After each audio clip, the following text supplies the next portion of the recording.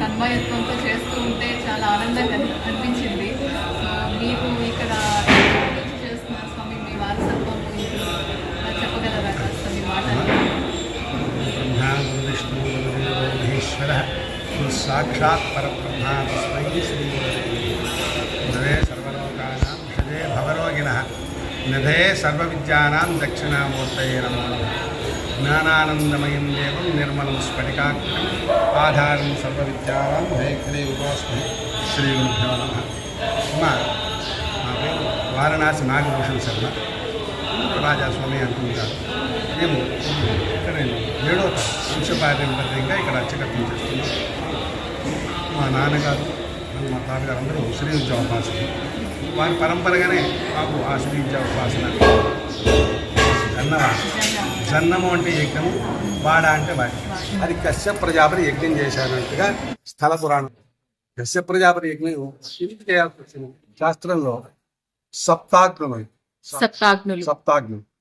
సప్తాగ్ని సప్త జిహ్వా సప్తేష్ సప్తరిష సప్తధామ ప్రియాణి అని 7 అగ్నులు. ఈ 7 అగ్నుల్లో 4 అగ్నుల్ని మనం అపరకర్మలో 3 మాత్రం మనం గార్హపత్యాగ్ని, ఆహ్వానీయాగ్ని, వైశ్వరాగ్ని అని 3 అగ్నులు మాత్రం శుభాలకి. కశ్యప ప్రజాపతి ఇక్కడ యజ్ఞం ఉన్నది. 3 యజ్ఞాలు 3 గిరుల దగ్గర. నలపగా రంగనాయ స్వామి నెల్లూరు, వేదగిరి లక్ష్మీనరసింహ స్వామి పక్కన ఇది రజతగిరి. కశ్యప ప్రజాపతి యజ్ఞం చేసిన స్థలం. అందులో విశేషంగా ఈ 3 హోమగుండాలు పెట్టినారు. దీన్ని బ్రహ్మగుండంగా ప్రధాన గుండంగా దీన్ని పెట్టుకొని మిగతా చోట్ల కూడా హోమం చేశారు. ఇక్కడ హోమం చేసినప్పుడు మనకి లోపల ఉన్నటువంటి శ్రీ మల్లికార్జున స్వామివారు స్వయంగా ఉద్భవించారనే స్వయంభూ. అలా స్వయంభూ వచ్చినప్పుడు స్వామివారిని వారు కోరడం, లింగ రూపంలో ఉండి భక్తుల్ని అనుగ్రహించమని వారు కోరడం, వారు అలాగే అనడం జరిగింది. రజతగిరి ఇది తర్వాత తల్పిక రంగనాయ స్వామి దేవస్థానం ఉంది. అక్కడ కూడా ఆ రంగనాథ స్వామి వారిని వారు కోరడం.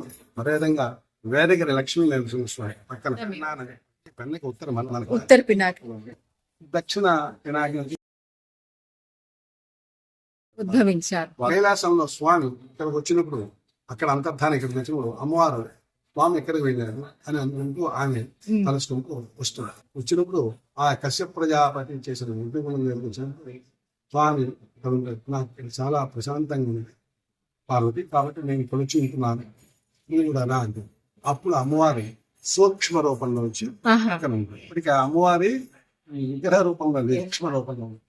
అలా జరుగుతున్న సమయంలో వృషభరుడైన రాక్షసుడు విపరీతంగా దేవతలను బాధ పెట్టుంటే ఇంద్రుడు బాధ తాళలేక వెళ్తున్న సమయంలో నారద మహర్షి కనిపించి, ఏం ఇంద్ర ఇలా వెళ్తున్నామంటే, నేను ఈ విధంగా వృషభరుడు రాక్షసుని చంపలేక నేను చాలా బాధపడుతున్నప్పుడు నారదుడు చెప్పారు, ఈ విధంగా కశ్యప ప్రజాపతి యజ్ఞం చేశారు, స్వామి భూలోకంలో వెలిసి ఉన్నారు, ఆమె పక్కన శక్తి అక్కడ ఉద్భవించు సూక్ష్మ రూపంలో, నువ్వు వెళ్ళి ఆమెని ధ్యానం చేయి అంటే అప్పుడు ఇంద్రుడు ఇక్కడ అప్పుడు సూక్ష్మ రూపంలో అమ్మ అనుగ్రహంతో వృషపర్వుడు అనే రాక్షసుని సంహరించారు.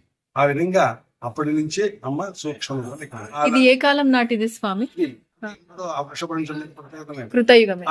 అప్పటి నుంచే ఇక్కడ చైతన్య శక్తిగా అమ్మ శక్తి రూపంలో ఉంది, స్వామి లింగ రూపంలో ఉంది. ద్వాపరయుగానికి వచ్చేసరికి ద్రోణాచార్యుడు కుమారుడైనటువంటి అశ్వత్థామ అంత యుద్ధం అంతా ఇది కురుక్షేత్రం అంతా అయిపోయే సమయంలో ఉపపాండవుని చంపేస్తాం. కృష్ణుడు శపిస్తాడు, కృష్ణుడు మారపడి అని ఒళ్ళంతా పుండైపోవాలని. అది బాధపడుతున్న సమయంలో రాజు చెప్తారు, తర్వాత నీకు కొంచెం ఉపశమనం కలగాలి. అయితే అతను చిరంజీవి కాబట్టి ఉపశమనం కలగాలంటే గంగానది పక్కన సూక్ష్మంలో కామాక్షి కృతయుగంలో ఇంద్రుడు ఈ విధంగా చేసేది. ఏం పొంది అమ్మవారి అనుగ్రహం పొందాడు, శక్తి అనుగ్రహం పొందాడు. నువ్వు వెళ్ళి అక్కడ సూక్ష్మ రూపంలో ఉన్నామని ప్రార్థన చేయాలి. అప్పటికి వచ్చినటువంటి ఆయన పినాకిని నది తీరం, పెన్నా నదిలో కశ్యప తీర్థం అంటారు. కశ్యప తీర్థం అని కూడా అంటారా? కశ్యప తీర్థంలో చక్కగా స్నానం చేయించి రోజు స్నానాలు ఆ తన ఉంటున్నటువంటి పుల్ల రసంతా నీళ్ళలో కొట్టేసుకుంటూ మానొచ్చి మళ్ళీ పూజ చేసుకోవాలి, డబ్బులు తీసుకోవాలి, మళ్ళీ అది ఒంటికి ఉపశమనం కలిగింది. ఆ తర్వాత మన కలియుగం వచ్చింది. ఇక్కడ సోమయాజి ఇక్కడ సోమయాజి ముందు ఇక్కడ ఏం జరిగింది, ఆదిశంకరాచార్యుల కారడం నుంచి వస్తున్నప్పుడు ఇక్కడికి వచ్చారు. కానీ కలియుగంలో సూక్ష్మ రూపంలో భక్తులు చూడలేరు కదా, వాళ్ళకి అంత శక్తి ఉండదు కదా. సూక్ష్మ రూపంలో కాకుండా ఒక మూర్తి రూపంలో శివుడు ఆదేశాల మీద అమ్మవారు పెన్నెలకు జాలల్లో వల వాళ్ళ వేసిన ₹1 వస్తుంది. నీళ్ళలో దొరికింది కదా గంగమ్మ మనవాంశాలన్నీ పెడుతూ ఉండేది. ఆమె ఆ మనవాంశాలన్నీ స్వీకరించి బాగా కోపోద్రేకం తమో గుణంతో ఉండే. ఓకే. అప్పుడు వాళ్ళు ఆలస్యం చేస్తే ఊరి మీద పడ్డాను, అలా చేస్తుంది. అప్పుడు ఆ శంకరాచార్యులు వచ్చారు. ఆ అనుభవం కాబట్టి చూసి నాన్న ఇది గంగమ్మ కాదు, కామాక్షి తాయి అంటే కెనడా అమ్మవారిని అష్టదిగ్భం నుంచి అమ్మకి శ్రీచక్ర యంత్రం వేసి అమ్మని నాటం ఇంటికి ఈలోగా ఏం జరిగిందంటే, ఆ పక్కన పెనుబల్లి అనే గ్రామం, అక్కడ సామంతరాజు ఉన్నారు. ఆయన ఆవులు ఎక్కువగా, అంటే అప్పుడు ఎక్కువగా పెద్దగా ఇదంతా ఇలా ఉండేది కాదు, ఇతను ఆయనకి కళ్ళలో కనిపించాడు స్వామి. నేను ఈ విధంగా ఇసుక కింద నేనున్నాను, మల్లికార్జున స్వామి ఆయనకి ఎక్కడనే తెలియకున్నాము. పాత ఆవులు గోవులతో వచ్చేవాళ్ళు పెనుబల్లి నుంచి నీళ్ళు తాగి ఇక్కడ పశువులు వేస్తుండేది. ఆ విధంగా ఆయన వేస్తుంటే ఒక ఆవు మాత్రం మన వెంకటేశ్వర స్వామి ఎలాగైతే పాలు పోస్తుందో ఆ ఆవు కూడా ఇక్కడికి వచ్చి ఆ ఆవు ఇలాగే పాలు పెట్టాలంటే చూస్తే నా కళ్ళ కనిపించింది. తుని చూడరాడు తెగినప్పుడు ఆ తీసేటప్పుడు ఆ గడ్డపార పాము పడితే ఇప్పటికీ ఆ గడ్డపార భక్తిగా తీస్తున్నప్పుడు తగిలింది. తీసిన తర్వాత అక్కడ పాలు ఎందుకు పోస్తుంది, కింద లోడ్ చూడండి లోడ్ చూసినప్పుడు ఆ తీసిన గడ్డపార తగిలి కూడా ఇక్కడ భిన్నమైన చూడొచ్చు, చూపిస్తారు అర్చకులు. ఆ తర్వాత తీసి ఆయన చిన్న గుడిలా కట్టి శివుని కొలుచుకుంటున్నాడు. తర్వాత శంకరాచార్య రావడం ఈ కాకుండా కామాక్షి తాయి అని చెప్పడం ఇక్కడ వేంచేసి ప్రతిష్ఠ చేయడం ఇవన్నీ జరిగింది. కామాక్షి తాయి పేరుతో మనకి అసలు పేరుతో మాన్యాలు ఎన్నో 2,000 ఎకరాలు అయినా ఒక చోటే ఉన్నాయి. మా ఊళ్ళో కూడా అర్చకులకు ఇచ్చిన మాన్యాలు ఎవరు ఇచ్చారో కూడా తెలియదు. ఈ రోజుల్లో నాకు ఒకటి చిన్న పేరు వేసుకుంటేనే ఇంత పెద్ద పేరు వేసుకుంటే ఎంతెంతో ఇచ్చిన వాళ్ళు వాళ్ళ పేర్లు కూడా తెలియదు. మాసంలో అమావాస్య కళ్యాణం చేయడం అంటే అప్పుడంతా ఇక్కడ తమిళనాడు సాంప్రదాయం ఎక్కువగా ఉండేది. కాబట్టి అమావాస్య వాళ్ళ నుంచి అమావాస్య కళ్యాణం ఇష్ట నుంచి అమావాస్య దసరాల్లో కాళరాత్రి పూజ తర్వాత వచ్చిన కుంభాభిషేకం ఎప్పుడు చేశారు స్వామి ఇక్కడ? 69లో పరమాచార్య నడిచే దేవుడు చంద్రశేఖర పరమాచార్య వారు వచ్చి ఇక్కడ శ్రీచక్రం యంత్రం వచ్చి జనాకర్షణ యంత్రాలు పెట్టి అక్కడ శ్రీచక్ర నవావరణ పూజ అనేది మా అర్చకులు తెలియవచ్చు. ఇలా చేసుకోండి ఇలా చేసి నమ్మది మనం చాలా శక్తివంతులు, మీరు చాలా జాగ్రత్తగా నడుచుకోండి. అమ్మ దగ్గర అమ్మ ఎంత బాగా కొలుసుకుంటే అంత స్వామివారికి అభిషేక విధానాలన్నీ వారి ఆదేశానుసారంగా ఇక్కడ అప్పటి నుంచి కూడా జరుగుతుంది. తర్వాత కుంభాభిషేకాలు ఈ మధ్య కూడా కుంభాభిషేకం జరిగింది.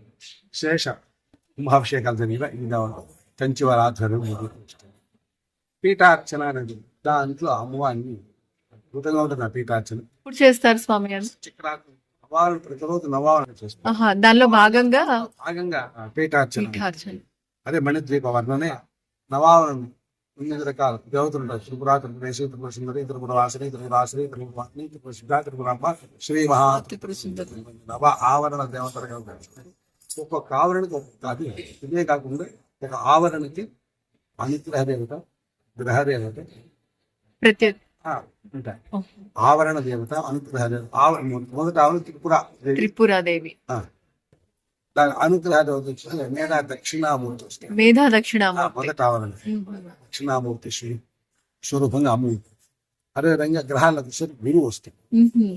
అట్లా 2వ ఆవరణకు వచ్చేసరికి అంగారు, 3వ ఆవరణకు వచ్చేసరికి 4వ ఆవరణకు వచ్చేసరికి లక్ష్మీదేవి, 5వ ఆవరణకు వచ్చేసరికి శని భగవానుడు ఆంజనేయుడు, 6వ ఆవరణకు వచ్చేసరికి సూర్య భగవానుడు, 7వ ఆవరణకు వచ్చేసరికి సూర్య భగవాను బుధుడు వస్తాడు, 7వ ఆవరణ బుద్ధికారకు, 8వ ఆవరణ దుర్గా అష్టమి కాబట్టి దుర్గామ్మ వస్తుంది, 9వ ఆవరణ వచ్చేసరికి పరమేశ్వరుడు వస్తాడు. ఆ విధంగా అనుగ్రహ దేవతలు, గ్రహ దేవతలు గురువు, ఆ విధంగా కుజుడు, రుణబాధ ఉన్నవాళ్ళు, పెళ్లి కాని వాళ్ళు ఇవన్నీ కూడా చక్కగా నవాళ్ళు తీసుకుంటే నవగ్రహ బాధలని వాళ్ళకి చక్కగా వివాహాలు సంతానం లేని వాళ్ళకి విశేషంగా అమ్మవారికి గల సంతానం. ఆ విధంగా సంతానం అంటే వరపడతారు. వరపడటం అంటే వరం కోసం పడుకోవడమే. ఇస్తేనే పోతారు. ఆత్మో జిజ్ఞాసరర్థ జ్ఞానేచ, జ్ఞానులు కూడా అమ్మని ఆశ్రయించాల్సి. ఆర్తి మా నాకు దివ్యమ్మ అని ధర్మం కోరిక అడిగేవాడు. జిజ్ఞాసులు అమ్మా నువ్వు ఎక్కడున్నా తెలుసుకునేవాడు. ఆత్మో జిజ్ఞాసరర్థార్థి, అమ్మా నాకు డబ్బులు కావాలమ్మా, ధర్మమైన డబ్బులు కావాలమ్మా అని కోరికలు కోరేవాళ్ళు. వీళ్ళందరూ కూడా ఆర్తో జిజ్ఞాసరర్థార్థి జ్ఞానేచ, జ్ఞానులు కూడా అమ్మని ఆశ్రయించాలి. అమ్మ ప్రత్యక్షించి మదమాంసాలన్నా నిషేధం. అప్పుడు రామకృష్ణ అడిగాడు, మేము పెట్టుకుంటున్నాం కదా ఆ పరిస్థితి ఇస్తే మాకేంటే గ్రామదేవత దుర్గమ్మ మీరు జాతర చేస్తారు. 5 ఏళ్ళకి ఒకసారి మీరు సిద్ధున్నప్పుడు 5 ఏళ్ళకి ఒకసారి జాతర చేసుకోండి. ఆ జాతరలో మీరు చక్కగా అక్కడ వినియోగం చేసుకోవచ్చు అని అందరూ ఆ రోజు చేస్తారు. స్వామి శంకర గారు వచ్చి వారు చెప్పారు, కామాక్షులు ఈ కామాక్షులు వారు చెప్పారు. వారు స్వప్నదర్శిని, కళ్ళతోనే కోరిక తీసుకుంటే కామాక్షి. రాత్రి నిద్ర చేస్తే రాత్రి అమ్మవారు తిరుగుతూ ఉంటుంది.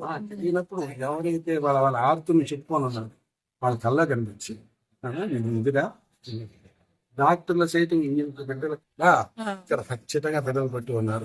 రాత్రి గచ్చలు తిరిగి గచ్చలు చొప్పున వస్తే ఇక్కడ ఆదిశంకరాచార్యుల వారికి ఏమైనా ప్రత్యేకంగా రోజు వారి నిత్యాభిషేకం అమ్మవారి పక్కనే ఉన్నారు. అక్కడ ఏంటంటే ప్రతిరోజు విశేషంగా వారి వైశాఖ పంచమి జన్మదినము ఆ రోజు విశేషంగా వారికి అభిషేకాలు బ్రహ్మోత్సవాలు కూడా ఆ సమయంలోనే కదా స్వామి, వైశాఖ మాసంలో అంటే షష్ఠి నుంచి చేస్తారు, అమావాస్య వరకు. అదే మాసం ప్రజాపతి యజ్ఞం చేశారు. ఎంత గొప్ప చేసిన వారి ఆలయ శిఖరం పైన అంతస్తులో ఏ దేవడానికి వెళ్ళినా కూడా ఆ దేవడ మూర్తులు పెడతారు మామూలుగా. కానీ ఇక్కడ ఏంటంటే ప్రజలు యజ్ఞం చేసి వారిని పిలిచారు కాబట్టి వారి మర్యాద పూర్వకంగా అక్కడ ఉంచారు. వారి కశ్యప మహర్షి విగ్రహం లాగా. జన్నవాడ అంటే ఏంటండి? జన్నము అంటే యజ్ఞము, వాడ అంటే వాటిక, యజ్ఞవాటిక, జన్నవాడ. జిల్లా పుచ్చిరెడ్డివాడ మండలం. నిత్యాగ్నిహోత్రం ఇక్కడ జరుగుతుంది. చాలా విషయాలు చెప్పారు మాకు ఇవాళ, సమయం కేటాయించి ధన్యవాదాలు.